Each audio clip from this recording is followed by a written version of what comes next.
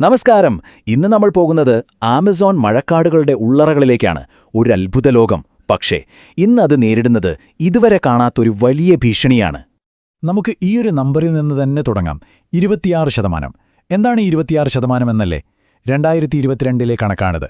അപ്പോഴേക്കും ആമസോണിന്റെ ഇത്രയും ഭാഗം നമുക്കെന്നേക്കുമായി നഷ്ടപ്പെട്ടു കഴിഞ്ഞു. ഇതൊരു വെറും കണക്കല്ല, അല്ലേ? നമ്മുടെ ഭൂമിയുടെ ഹൃദയത്തിൽ വീണുകൊണ്ടിരിക്കുന്ന ഒരു വലിയ മുറിവ് തന്നെയാണ്. അപ്പോൾ സ്വാഭാവികമായും ഒരു ചോദ്യം വരും. എന്താണ് സത്യത്തിൽ ഭൂമിയുടെ ശ്വാസകോശത്തിന് സംഭവിച്ചുകൊണ്ടിരിക്കുന്നത്? നമുക്ക് എന്തൊക്കെയാണ് നഷ്ടപ്പെടുന്നത് എന്ന് മനസ്സിലാകുന്നതിന് മുമ്പ് ആമസോൺ എന്താണെന്ന് നമ്മൾ ശരിക്കും മനസ്സിലാക്കണ്ടേ? ശരി, അപ്പോൾ നമുക്ക് നോക്കാം. ഭൂമിയുടെ ശ്വാസകോശം നമ്മുടെയൊക്കെ ഭാവനയ്ക്കും അപ്പുറത്തുള്ളൊരു ലോകമാണത്. എന്തുകൊണ്ടാണതിനെ അങ്ങനെ വിളിക്കുന്നത്? അതിന്റെ വലിപ്പം എത്രയാണ്? ഇതൊക്കെ കേട്ടാൽ നമ്മൾ ശരിക്കും അത്ഭുതപ്പെട്ടു പോകും. ഇതിന്റെ വലിപ്പമൊന്ന് മനസ്സിലാക്കാനായിട്ട് നമ്മുടെ ഇന്ത്യയുമായി ഒന്ന് താരതമ്യം ചെയ്തു നോക്കാം. ഇന്ത്യയുടെ ഏതാണ്ട് ഇരട്ടിയിലധികം വരും ആമസോൺ മഴക്കാടുകൾ. അത്രയ്ക്കും വലുതാണ്. തെക്കേ അമേരിക്കയിലെ 9 രാജ്യങ്ങളിലായിട്ടാണ് ഈ ഭീമാകാരൻ വനം പരന്നു കിടക്കുന്നത്. അപ്പോൾ എന്തുകൊണ്ടാണിതിനെ ഭൂമിയുടെ ശ്വാസകോശമെന്ന് വിളിക്കുന്നത്? പ്രധാന കാരണം ഇതാണ്. ഇവിടെ ഏകദേശം 39,000 കോടി മരങ്ങളുണ്ട്. ചിന്തിക്കാൻ പറ്റുന്നുണ്ടോ? ഈ മരങ്ങളെല്ലാം അന്തരീക്ഷത്തിലെ കാർബൺ ഡയോക്സൈഡ് വലിച്ചെടുത്ത് നമുക്ക് ജീവിക്കാൻ വേണ്ട ഓക്സിജൻ പുറത്തുവിടുന്നു. ലോകത്തിന് ആവശ്യമായ ഓക്സിജന്റെ ഏതാണ്ട് 6 മുതൽ 9% വരെ വരുന്നത് ഇവിടെ നിന്നാണ്. അത്രയും ഇടതൂർന്ന കാടാണ്. സൂര്യപ്രകാശം പോലും പലയിടത്തും നിലത്തെത്താറില്ല.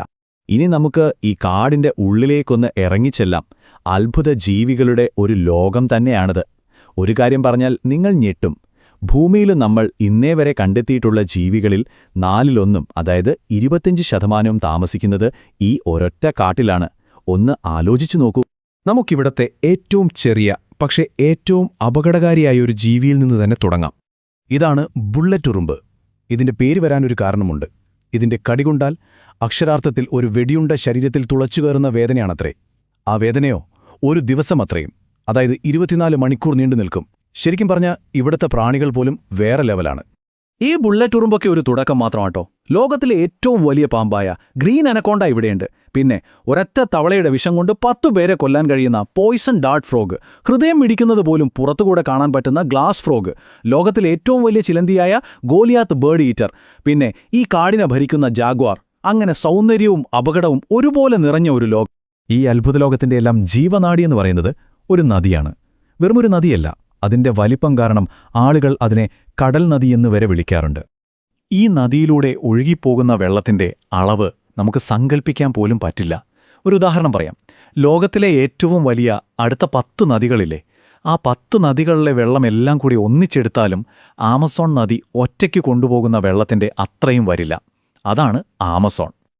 അപ്പോൾ സ്വാഭാവികമായും ഒരു സംശയം വരാം, അല്ലേ? ലോകത്തിലെ ഏറ്റവും വീതിയുള്ള ഈ നദിക്ക് കുറുകെ എത്ര പാലങ്ങളുണ്ടാകും? ചില സ്ഥലങ്ങളിലൊക്കെ 60 കിലോമീറ്ററാണിതിന്റെ വീതി. നിങ്ങളുടെ ഊഹം എന്താണ്? ഉത്തരം 1.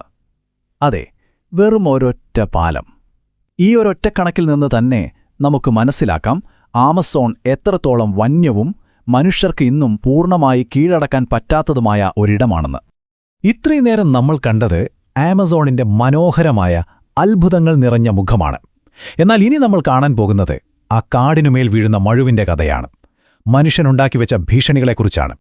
അപ്പോൾ എന്താണ് ഈ വൻതോതിലുള്ള വനനശീകരണത്തിന് പിന്നിലെ പ്രധാന കാരണങ്ങൾ? നമുക്ക് നോക്കാം. ഇതിലേറ്റവും ഞെട്ടിക്കുന്ന സത്യം, 80% കാടും വെട്ടിനശിപ്പിക്കുന്നത് കന്നുകാലി വളർത്തലിനു വേണ്ടിയാണ്. ബാക്കി വരുന്നതിൽ കൃഷിയും, പ്രത്യേകിച്ച് സോയാ കൃഷിയും മരം വെട്ടുമൊക്കെ ഉൾപ്പെടുന്നു. ഇതൊന്നും ഇന്നോ ഇന്നലെയോ തുടങ്ങിയൊരു കാര്യമല്ല. 1970കൾ മുതൽ തന്നെ വെട്ടിത്തെളിച്ച ഭൂമിയുടെ ഭൂരിഭാഗവും കന്നുകാലികൾക്ക് മേയാനുള്ള സ്ഥലങ്ങളായി മാറുകയായിരുന്നു. പക്ഷേ ഈ നാശത്തിന്റെ വേഗത അടുത്ത കാലത്തായി വല്ലാതെ കൂടി.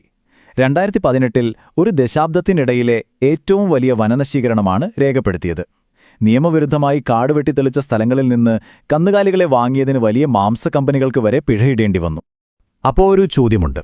എവിടെയോ ദൂരെ തെക്കേ അമേരിക്കയിലുള്ളൊരു കാട് നശിക്കുന്നത് നമ്മളെ ഓരോരുത്തരെയും എങ്ങനെയാണ് ബാധിക്കുന്നത്? എന്തുകൊണ്ടാണ് ആമസോന്റെ വിധി നമ്മുടെ എല്ലാം വിധിയായി മാറുന്നത്? നമുക്ക് നോക്കാം. ഇതൊരു ചെയിൻ റിയാക്ഷൻ പോലെയാണ്. ഒന്ന് മറ്റൊന്നിലേക്ക് നയിക്കുന്നു. ആദ്യം എണ്ണമറ്റ ജീവികൾക്ക് അവയുടെ വീട് നഷ്ടപ്പെടുന്നു. അവ വംശനാശ ഭീഷണിയിലാകുന്നു. പിന്നെ മരങ്ങളില്ലാതാകുന്നതോടെ മണ്ണൊലിപ്പ് കൂടുന്നു. ആ പ്രദേശം പതിയെ മരുഭൂമി പോലെയാകുന്നു.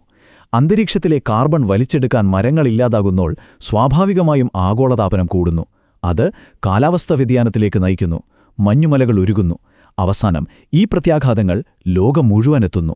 മനുഷ്യനും പ്രകൃതിയും തമ്മിലുള്ള ഈയൊരു ബന്ധത്തെ, അല്ലെങ്കിൽ ഈ ദുരന്തത്തെ, ഒരുപക്ഷെ ആ കാട് തന്നെ നമ്മളോട് സംസാരിക്കുന്നതുപോലെ പറയുന്നൊരു വരിയുണ്ട്. ഞാനേറ്റ വെയില് നിങ്ങൾക്ക് തണലായി തന്നു, ഞാനേറ്റ മഴ നിങ്ങൾക്ക് ജലമായി തന്നു, എന്നിട്ടും നിങ്ങൾ എനിക്കായി ഒരു മഴു പണിതുവെച്ചു. അപ്പോൾ ഈയൊരു ചോദ്യം ബാക്കി വെച്ചുകൊണ്ട് നമുക്ക് നിർത്താം. ഈ പച്ചപ്പ് മുഴുവൻ നശിച്ചാൽ നമ്മുടെ അടുത്ത തലമുറ അവരെവിടെ ജീവിക്കും? ആമസോണിനെക്കുറിച്ച് നമ്മൾ ഇന്നെടുക്കുന്ന ഓരോ തീരുമാനങ്ങളും സത്യത്തിൽ നമ്മൾ അവർക്കായി അവശേഷിപ്പിച്ചു പോകുന്ന ലോകത്തെയാണ് തീരുമാനിക്കുന്നത്.